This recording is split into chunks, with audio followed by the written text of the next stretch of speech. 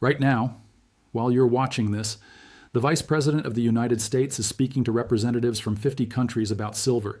J.D. Vance is at the podium in the State Department. Secretary of State Marco Rubio is running the show, and they're discussing something that could completely reshape how the world economy works. This isn't some routine trade meeting.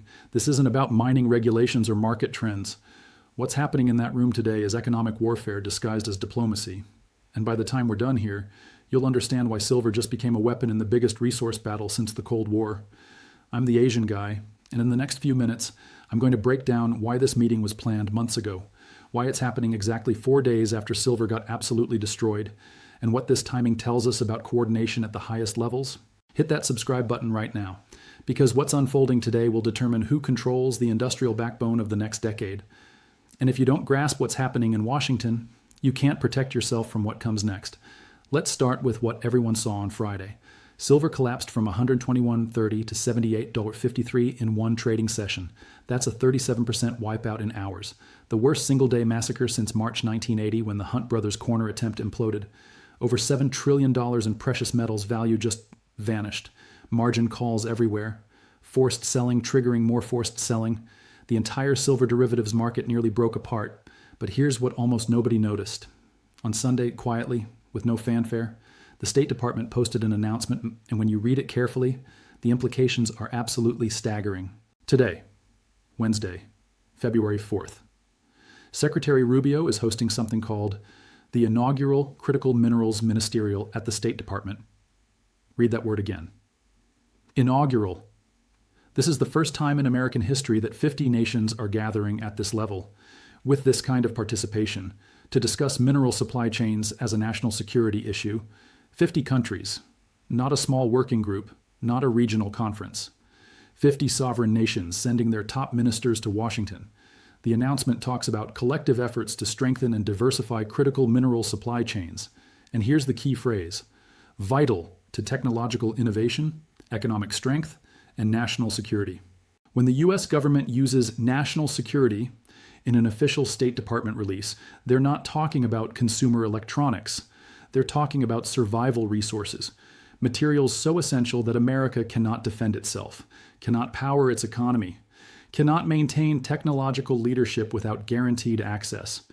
And who's speaking right now as I'm recording this? Vice President Vance, the second most powerful person in government, Secretary Rubio, America's top diplomat, David Copley, the president's personal advisor on supply chains, Jacob Hellberg, the guy responsible for economic warfare architecture.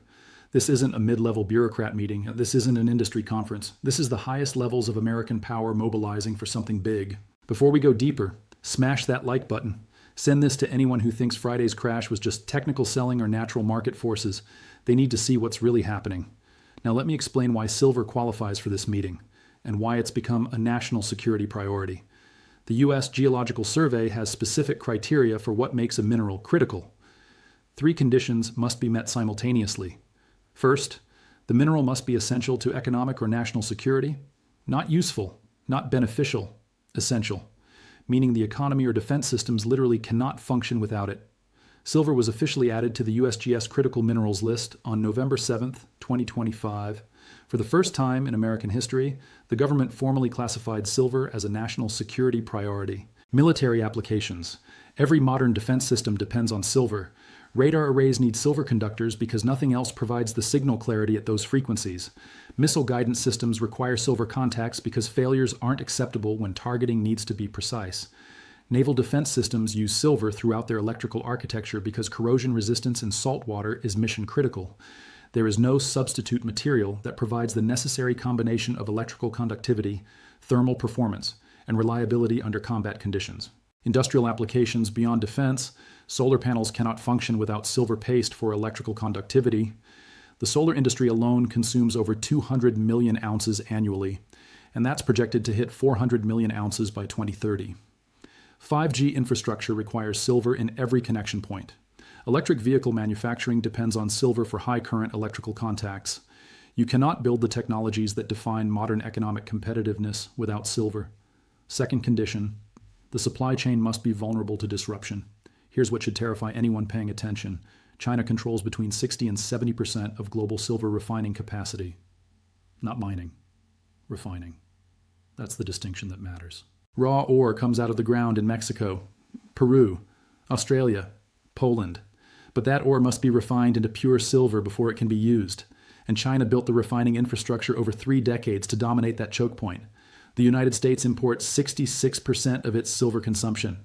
We consume far more than we produce. One nation controls the processing bottleneck.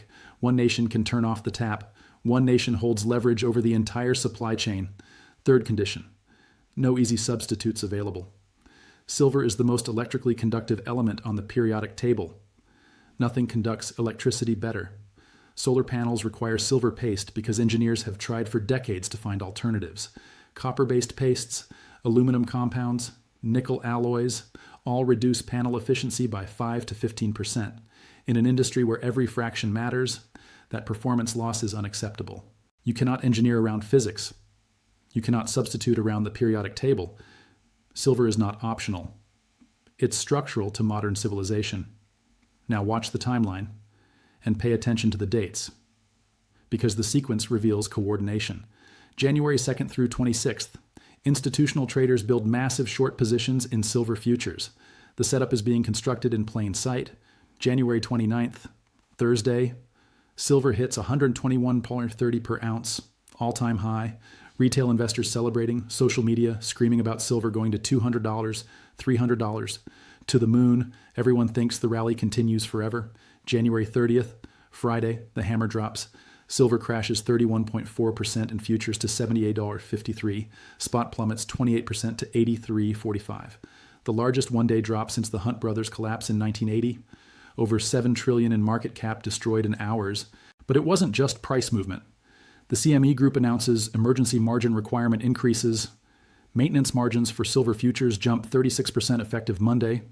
This forces leveraged positions to either post massive additional collateral or liquidate. Most can't post the capital. Forced selling cascades through the market. February 2nd, Monday, 2 trading days after the crash. The State Department publishes the announcement about today's ministerial 50 nations, February 4th. Critical minerals including silver. National security language. Here's what that timeline proves. This meeting has been planned for weeks, possibly months. You don't organize a ministerial gathering of 50 nations in 2 days. Ministers need travel authorization. Security clearances must be processed. Hotel accommodations for 50 delegations. Agendas negotiated. Translation services coordinated. This takes weeks minimum. More likely months of advance planning. 4 days total from crash to meeting. You're telling me that within 4 business days of the largest silver crash in 46 years, the United States convenes a meeting with 50 countries about critical minerals, and silver is on that list? This meeting was not organized last week in response to the crash. This meeting was scheduled in December 2025 or January 2026, which means when they set this date and sent invitations, they already knew something significant was going to happen to silver prices. The timing is not coincidental. The timing is coordinated. The timing reveals preparation. Let me decode what strengthen and diversify supply chains actually means. Surface translation. Improve reliability of existing networks. Actual translation. We need dramatically more silver immediately and guaranteed access regardless of geopolitical conditions. Why the urgency? Industrial demand is exploding beyond projections. Solar installation rates doubled in 2025. Every panel requires silver. The solar industry is now the largest consumer globally at over 200 million ounces per year. Electric vehicle production scaling faster than supply chains can match. Each EV contains 25 to 50 grams of silver. 5G infrastructure build-out requires 10 times more silver per tower than 4G. Military modernization programs are consuming existing stockpiles. Modern hypersonic missiles use more silver than previous systems. Defense contractors are reporting difficulty securing sufficient supply for contracted deliveries. The U.S. military industrial base doesn't have enough silver to meet production schedules. That's a national security crisis by definition. Diversify supply chains, surface translation, reduce concentration risk by sourcing from multiple regions. Actual translation. We cannot allow China to control 70% of refining capacity because that gives Beijing leverage to shut down American production whenever tensions escalate. And tensions are escalating rapidly. Taiwan remains the greatest flashpoint for potential conflict. If Beijing moves on Taiwan, the first response won't be military, it'll be economic. China will embargo critical materials. The precedent exists.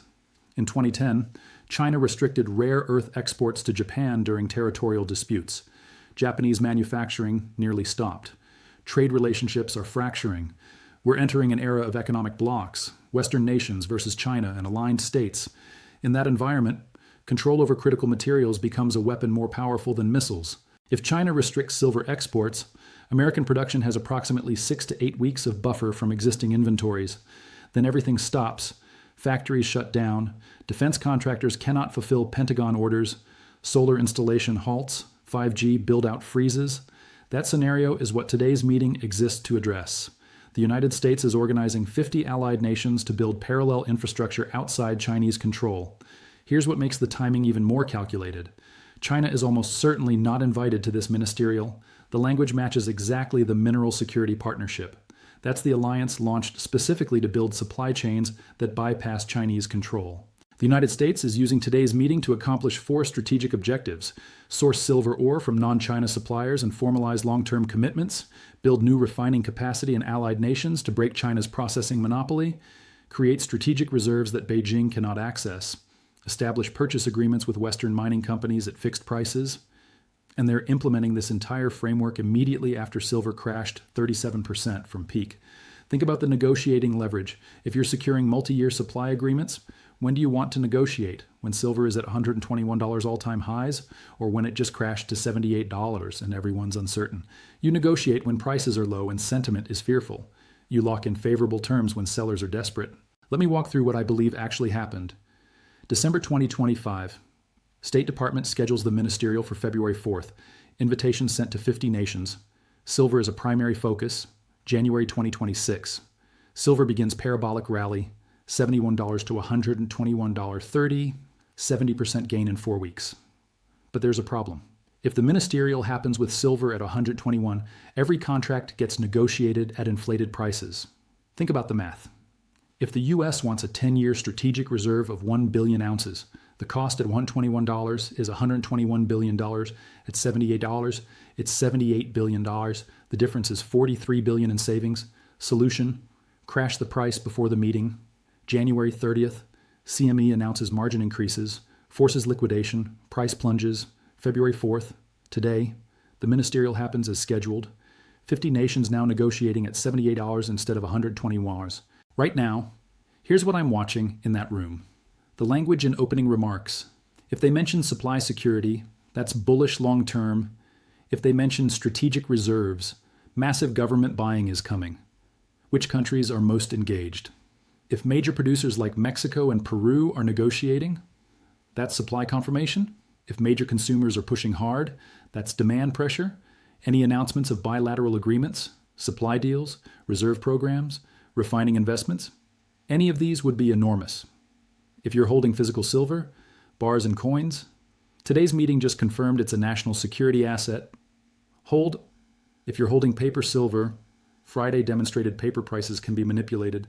Consider converting to physical. If you're holding mining stocks, 50 nations are about to sign long-term agreements. Mining companies just received guaranteed revenue visibility. That's structural support. This isn't really about silver. This is about the architecture of the new Cold War, Western alliance versus China. The weapon isn't missiles, it's supply chains. China spent 3 decades positioning as the refiner of critical resources. The United States just realized that's exploitable vulnerability.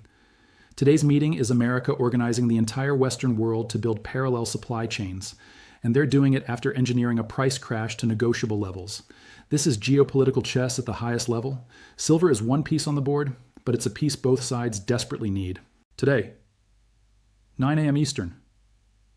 The meeting began. I've been watching, taking notes, analyzing every word. Tomorrow, I'm posting the complete breakdown. What actually happened, what they said, what they didn't say, what it means for silver, what it means for your position. Subscribe so you don't miss it, because whatever gets announced today will either confirm Friday's crash was orchestrated preparation or prove it was just the opening move. 50 nations meeting today. Critical minerals, national security language, 4 days after the biggest silver crash in 46 years. That's not coincidence. That's timeline. That's plan. That's confirmation. Share this with someone who thinks Friday was random. Show them what's happening in Washington right now. Drop a comment. Did you watch the live stream? What did you catch that I missed? This is the Asian guy. Friday was the setup. Today is the execution. And now you know exactly what's happening. See you in tomorrow's breakdown.